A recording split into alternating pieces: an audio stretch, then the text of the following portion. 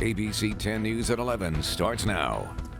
Tonight, police are searching for two suspects involved in separate violent crimes. One has a family reeling from a shooting that left one man dead. The other putting 3 people in the hospital after a violent stabbing at a local high school. Police searching for any clues they can find. And our team has been following both of these stories since we first told you about them right here on ABC 10 News. Thanks for joining us. I'm Steve Atkinson. And I'm Kimberly Hunt, and we have a lot of news to get to tonight. We start off in Oceanside. A violent stabbing outside Oceanside High School sent 3 people to the hospital this afternoon.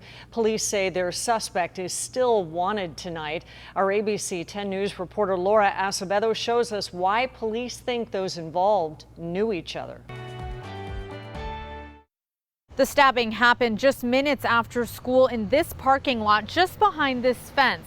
Oceanside police say this appears to be just the latest in an ongoing dispute between 2 parties.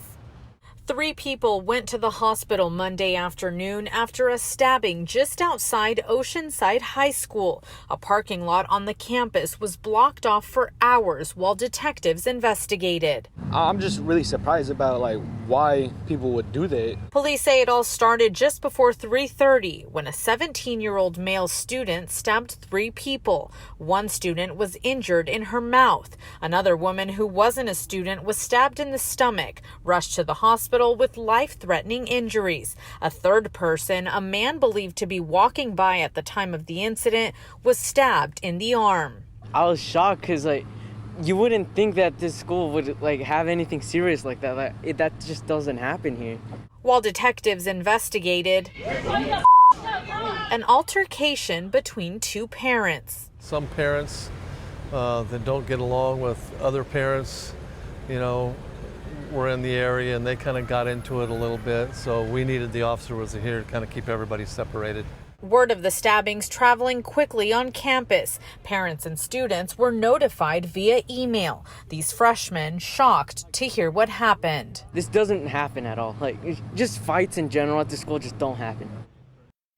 Police haven't identified or arrested the suspect. The weapon hasn't been recovered either. In Oceanside, Laura Acevedo, ABC 10 News. Laura, thank you. Also tonight, a man is dead after shots rang out in front of a liquor store in Mountain View this afternoon. Our ABC 10 News reporter Ryan Hill joins us live to tell us what police have learned in that case tonight. Ryan.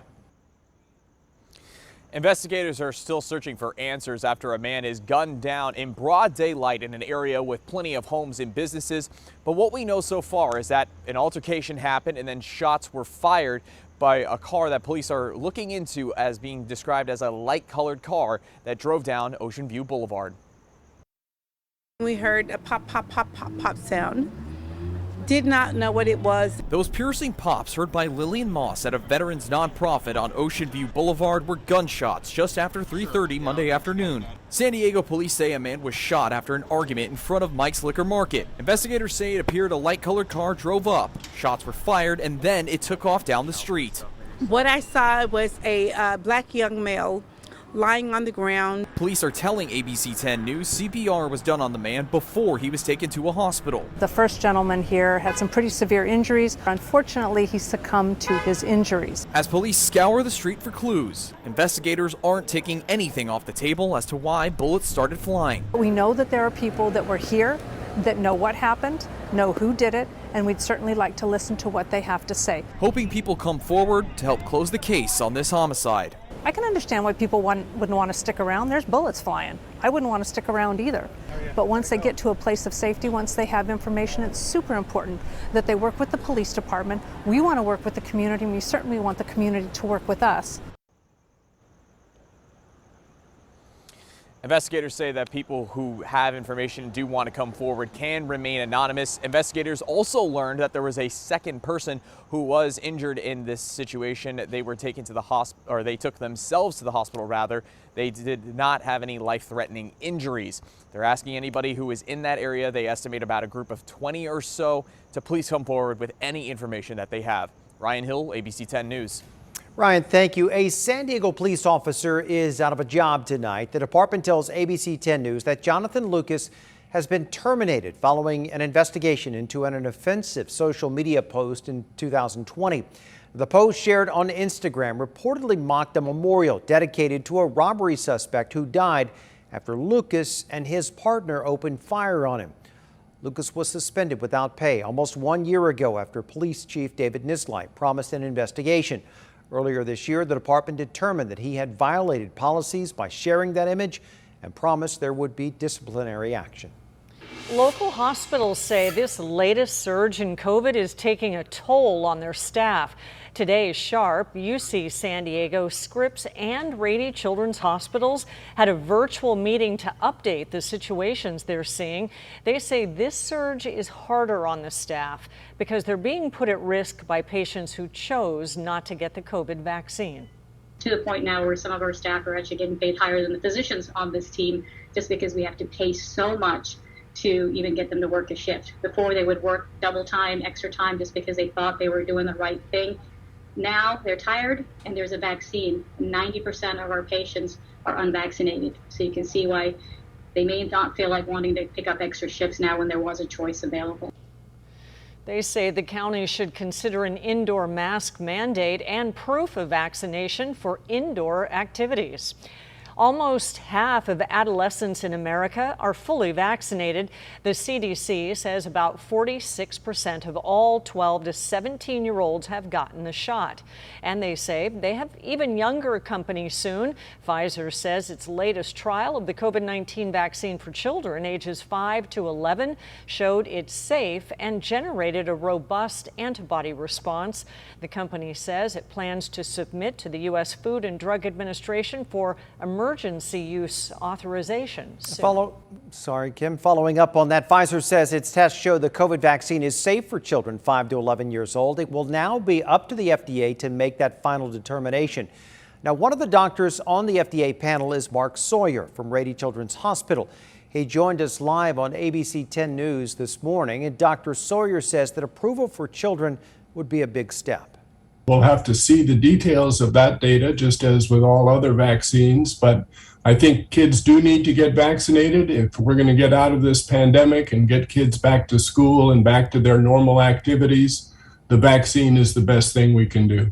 Earlier tonight, World News was reporting that the vaccine could be approved for use in children under 12, maybe by Halloween. With millions of Americans still opting not to get vaccinated against COVID, some of their employers are turning to health insurance premium surcharges to pressure them into doing so. A new study finds that 43% of unvaccinated employees say that a surcharge would coax them into getting the vaccine. Another 25% responded that it might. Most said getting charged an extra $100 a month or so would probably settle it. The idea of loss aversion, that losses are weighed more heavily than gains. So a $200 incentive will not have as much influence as a $200 fine. The Kaiser Family Foundation estimates that the last month, the preventable cost of treating unvaccinated patients in hospitals totaled $3.7 billion. That's nearly twice as much as estimates for June and July combined. There are concerns that this week's gathering of world leaders at the United Nations could raise COVID concerns. The leaders of 193 countries will come together beginning tomorrow in New York. The UN recommends participants be fully vaccinated, but it's not required.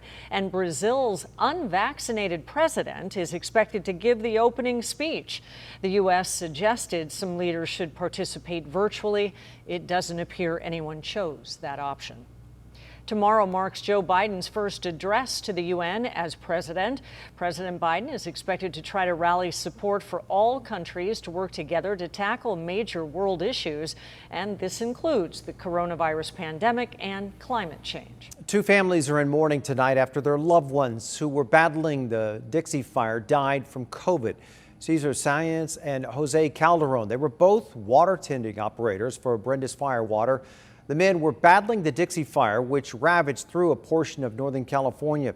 Wildfire Today reports that Calderon, who was originally from Chula Vista, had only worked for the company for about 2 weeks before testing positive for COVID. As for Sáenz, who was from El Cajon, his family tells the publication he was on the cusp of retirement and had planned to move to Texas shortly after. And turning now to weather and a live look outside. Looking a little cool tonight, but get ready for another round of extreme heat, especially inland. Meteorologist Angelica Campos is joining us now with the heat advisory kicking in tomorrow. Angelica.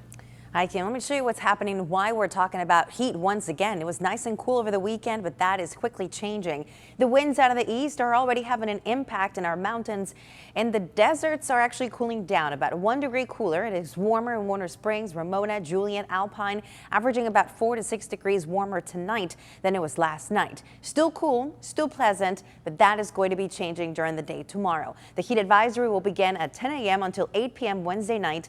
Temperatures in this area highlighted by the heat advisory could see daytime highs between 95 to 100 degrees. Again, that's for Tuesday and Wednesday. By the end of the week, it'll get a little bit better, but we could see some thunderstorms. So I'll show you what to expect in the 7-day forecast.